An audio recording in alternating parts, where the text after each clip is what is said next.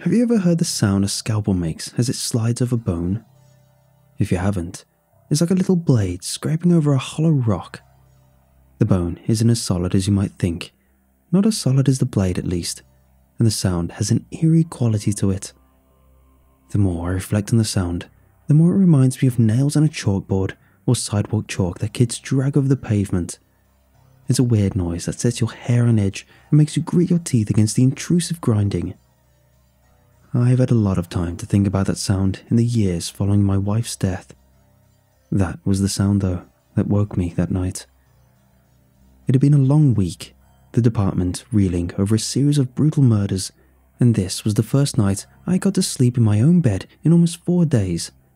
I had been crashing in the break room, sleeping in my car, and living one cup of coffee at a time while we tried to track this sadist asshole.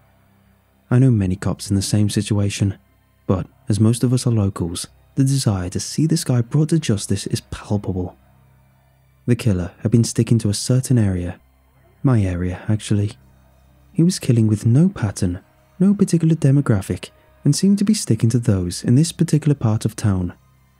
These were low to middle income families, people who couldn't afford to just up and leave because a crazy killer was on the loose, no matter how heinous the crimes were. And the crimes were absolutely heinous. 7 different victims, none of them having anything in common, had been found with their faces skinned down to the bone and removed. The whole face. It was as though someone had cut the face off, skinned it down to the skull, and took it with them when they left. Nothing was ever taken from the apartments, no messages were ever left, and the killer never lingered after doing their strange deed.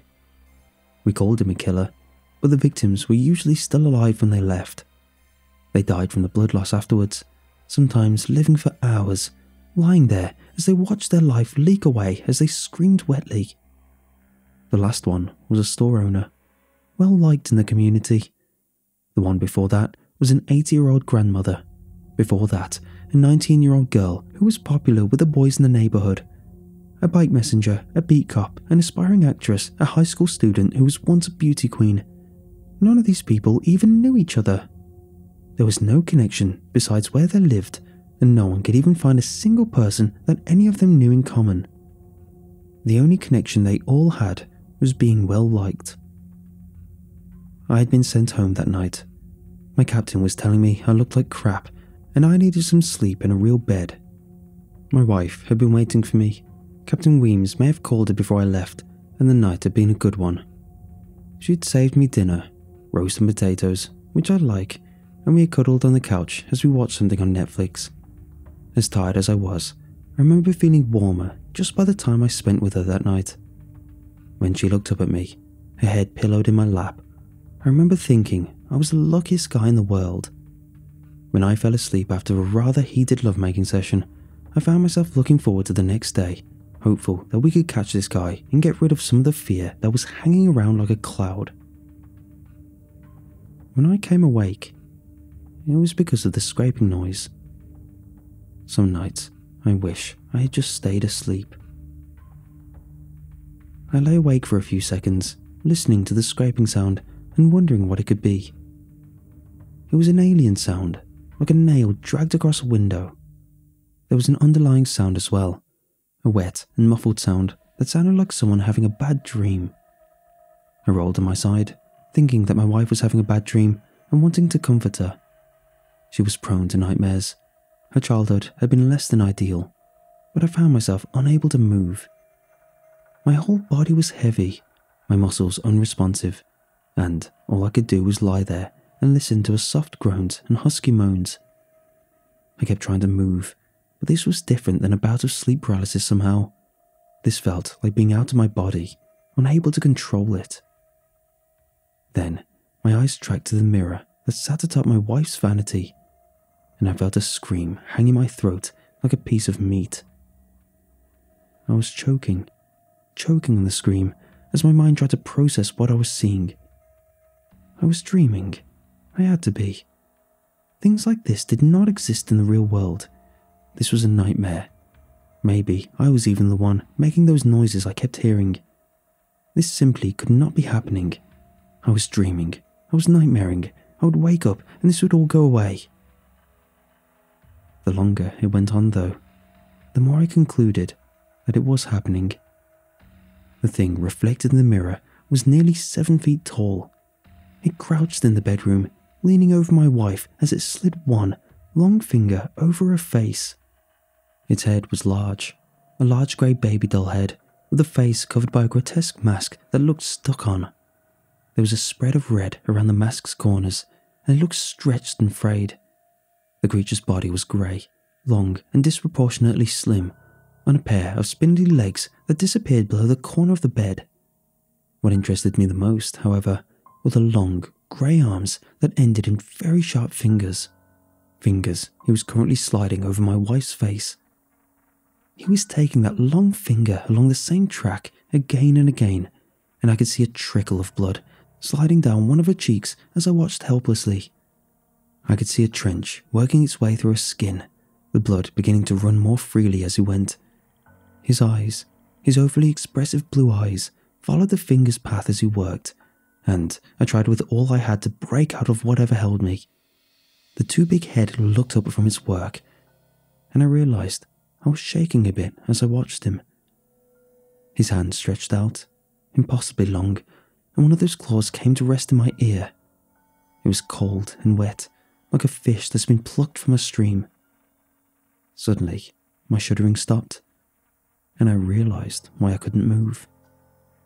This thing had done something to me, had done something to my wife. I was forced to lay there and watch as he went about his work. The process was not quick. Whatever tool he had at the end of his wrist must be dull indeed. He had to make the circuit for nearly an hour and a half, and my wife's muffled cries were becoming more and more piteous. The blood was really coming down now, pooling on the bed and turning the white sheets a deep red. I saw my wife starting to shudder, thinking she might be coming out of it, but he touched her with one of those claws, put the tip in her ear, and she went still again. I was going to have to watch as he took her face. At some point I realised that, but all the realising in the world wouldn't prepare me for it. Finally, after what felt like hours, he pulled the finger back and bent low over her face. He brought both hands up, 10 scalpel fingers peeling the face I had loved so much from her too white skull. That's the other sound I'll never forget until the day I die. The sound of my wife's face being peeled away sounds like nothing so much as Velcro separating.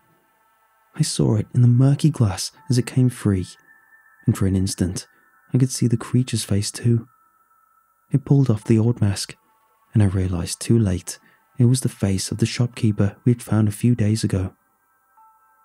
It put the face into his mouth, and as it chewed, I could see a face like a swollen potato, its mouth like a carved jack-o'-lantern sneer.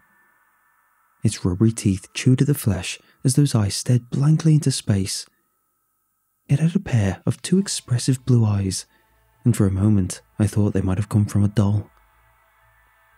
They looked at me suddenly, locked mine as I stared into the mirror.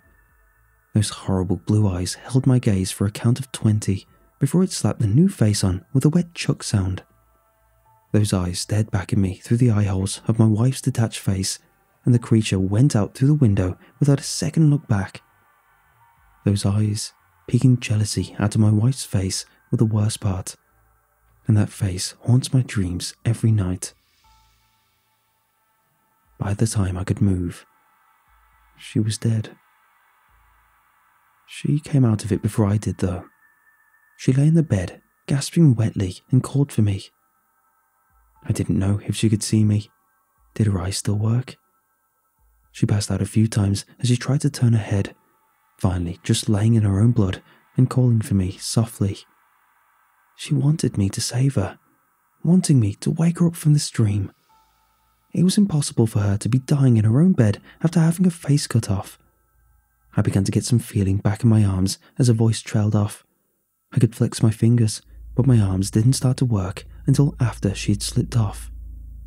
The light had begun to peek in by the time I could fall out of bed and scramble for the phone. I told them everything. I told them about the creature. I told them about its long claws. I told them about the paralyzing dread. I told them how it had taken my wife's face and left out the window. Their response was to send me to a therapist, to give me time to grieve, to have my work with a hypnotherapist to try and decide if I had actually seen something. I had suffered through the bereavement period. I went to the therapists and told them what they wanted to hear.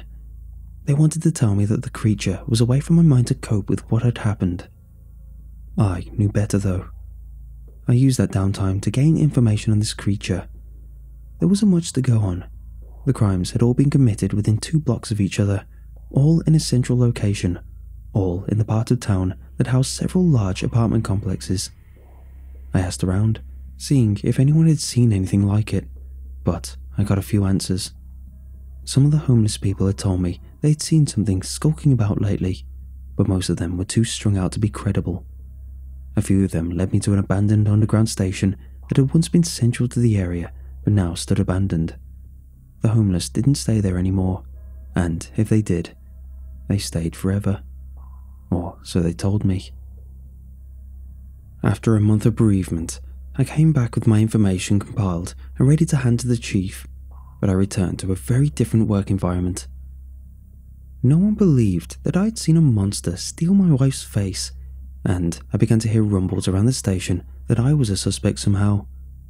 A 15-year officer had just laid there and watched his wife have her face taken off. Not likely. It seemed more likely that I'd been out all night and came home to find her like that.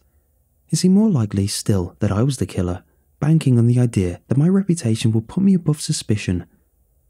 I didn't care. I knew what I'd seen, and I took my information straight to my boss. My boss, however, was in another camp altogether. Is this how you spend your period of mourning? I wanted you fresh, all this monster stuff out of your system. The others already think you're unhinged. The ones who don't think you're the killer. You need to be careful talking about this kind of crap around here. Get back to your desk. You're on light duty until further notice, and I don't want to hear another word about this damn monster. I seethed behind my desk, already planning my next move. If it was proof that they wanted, it was proof I'd give them. I left early that afternoon and went home to prepare. I packed a bag, took my service pistol and a shotgun from the hall closet. The little pump action fit nicely into my camp sack, as well as a rope, a flashlight, and some trail bars. I dressed warmly, the November weather already becoming frigid after dark, and I looked back at my apartment before leaving, unsure I'd ever see it again. A glance at my wife's portrait on the mantel, though, was enough to send me on my way. The creature wouldn't be wearing her face for long. The old underground was a dilapidated relic, a toothless mouth that gaped out of the pavement. The gate was locked, but I'd been told the fence was cut around the back. Some industrious vag had made a neat little hole to scurry through, and I entered the perimeter without much fuss. The sun had begun to set as I flipped on the flashlight, and it cast a red glow across the grimy tiles. The glow was gone after the second staircase, and I was plunged into true darkness. The outside had looked bad, but the inside was a ruin. The tiles had been shattered in places, light fixtures hanging from a leaking roof, and a single train stood like a hulk on dead tracks. There was a constant sound of dripping water, a constant sound of scurrying feet, and it was easy to imagine that this was what Bilbo Baggins had found under the Goblin Mountain. I found myself swinging my flashlight about at every second, my years of cool police training melting away as I descended into the station. Near the tracks, I found a handprint that looked red with dried blood. I jumped down into the tracks without a second thought, drawing my gun and looking left and right. My light fell across a fainter smear going left, light red staining the side of the train, and I decided this was my direction. I moved quietly, not wanting to tip my prey off, but he could have been hanging over my head and I'd have never seen him. If he lived here, he could probably see in the dark, and bringing a beacon with me would be as good as screaming down the tunnel. As I moved, I had little doubt that he knew I was here. The deeper I went in, the worse the scuttling and the skittering became. I told myself it was rats, but how sure was I that the scrambling I heard wasn't the sound of those sharp fingers scampering across the ceiling? How sure was I that that scrambling was the sound of his equally long toes, toes I had never seen, gripping the pavement and moving his body along in a quiet scuttle. As I took another corner, I could swear that something big moved just out of my flashlight beam. I held it there for a count of 12 before turning away and continuing down the tunnel. The blood smears were all but gone, but I felt drawn deeper in as I took turns at random. It was almost as if I could hear my wife's voice calling me, and I had little doubts that he knew I was here now. I had even less doubt when he fell onto my back, slamming my head against the floor and sending my gun spinning out of my hand. I blacked out, and when I came to, I wished I had died. I was laid across a metal bench somewhere deep in the tunnels. An eerie light lit the space, some kind of plant life maybe, and I found I was paralysed again when I tried to move. That was when my wife's face, her face made terrible by those two expressive eyes, loomed over me, and I'd have cringed away if I were not held by whatever power the creature had. It stood at me, maybe even recognised me, but its regard was terrible as it came from a face that I loved so much. Her face was decomposed, rotting away as it clung to the creature's skull, and I felt something goopy fall onto my cheek as he leaned in close to inspect me. I had only thought it couldn't get any worse, but that was before he pressed that finger to the cleft of my chin. He began to circle, the claw digging against my skin as he slid the nail around and around and around my face. It didn't hurt at first. It was little more than a discomfort, and I began to wonder how long he had been carving at my wife. I stared at him, and he stared back, those baby blues boring into me. His eyes were mesmerizing, terrifying as they held unwaveringly still, and as the minutes stretched into hours, I began to feel my face heating up. It was subtle at first, just a little warmth around my chin and forehead, but as the circling finger went around and around, I felt something. I felt like someone was holding a lighter to my skin. I would have screamed, my flesh becoming seared, but I couldn't move. My horror was trapped to my throat again. I started to feel the flood as it slid down my cheeks and head. First, it was just a trickle, a damp line or two, but soon it was running in rivulets. Soon I could feel my flesh parting from my skull. Soon I could feel that sizzling heat as it cut my skin, and I felt as though I must pass out. I must black out from shock. There was no way that everyone was awake as he cut their living face from their body. It was impossible. It was sick. It was... He pulled the finger back, suddenly, and I realised with horror what was about to happen. All 10 fingers gripped my flesh, and I tried to pull away then. Maybe I could still make it to a hospital. They could fix me. They could make this right. But there was no way he was going to take my face. This wasn't how he was supposed to go. I wasn't supposed to... He gripped my face, and I heard that same Velcro ripping as my own face came free of my skull. Then he devoured my wife's face as I watched and slapped my own across his gore-soaked canvas that was his lumpy head. He hooted then, hooted and cried in his strange, unknowable language. He turned to a deeper tunnel and cried out in pure pleasure as he fulfilled whatever ritual he was performing, whatever dark spell he needed these faces for. I hoped he would let me go now. I had lost a lot of blood, but maybe I could still get some medical attention. I felt groggy, weak, but when I heard something struggling out of the depths of the tunnel, I felt something heavy settle into my guts. What fresh hell was this?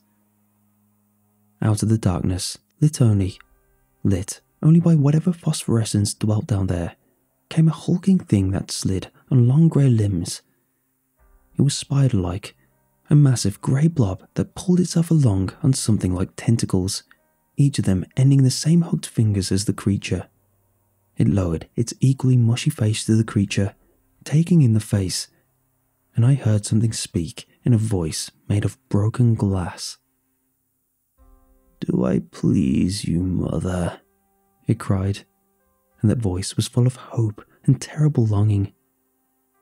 The grey creature seemed to contemplate for a long moment before it opened its shapeless mouth and whispered her single, horrible word in a language like snakes crawling across a naked face.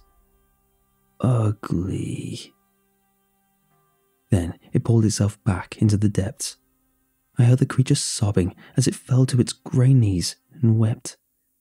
Then, suddenly, I was running. My mind had set itself to autopilot, and my body and mind simply couldn't take it anymore. Myself pushed against this thing and its terrible need, and my body propelled itself away before this knowledge could do my brain lasting harm. I ran and ran, blind in that lightless world, as the blood trickled down my naked face. If the creature came after me, I never knew.